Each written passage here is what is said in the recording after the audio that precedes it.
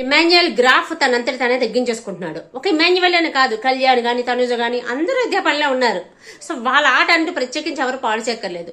First of all Emmanuel గురించి మాట్లాడుకుంటే తను గేమ్ ఆడుతున్నాడు. గేమ్ ఆడడంలో తప్పు ఎటువంటిది లేదు. తనకి కాంపిటీషన్ ఉన్న వాళ్ళని సైడ్ తప్పించాలి, నామినేషన్ చేయించాలి, ఎలిమినేషన్ చేయించాలి అనడంలో తప్పు కూడా లేదు. కానీ తాను చెప్పాలనుకున్న పాయింట్లు తాను చెప్పకుండా ఎవరో చెప్పాలనుకుంటే ఎవరి ద్వారానే చెప్పించి వాళ్ళు నామినేషన్ చేస్తే వాళ్ళకి గొడవలు పడితే తను సేఫ్ అనుకోవడం ఎంతవరకు కరెక్ట్? నిన్న కళ్యాణ్ విషయంలో అదే చేశాడు. తన దగ్గర అన్ని నామినేషన్ స్లిప్స్ ఉన్నప్పుడు ఒక్క స్లిప్ ఉంచుకొని కళ్యాణ్ నువ్వు నామినేట్ చేసేది తనుజన్ అంటున్నావు, నేను నామినేట్ చేసేది తనుజన్ అంటున్నావు, కాబట్టి నేనే తనుజన్ నామినేట్ చేస్తాను, ఎందుకంటే నాకు కొన్ని వారాల నుంచి నేను నామినేషన్ అసలు లేను, నాకు మాట్లాడే ఛాన్స్ రావట్లేదు అని చెప్పి తనే చేసిండుంటే అదే కదా విన్నర్ లక్షణం అంటే. ఏంటిది? ఇది సేఫ్ గేమ్.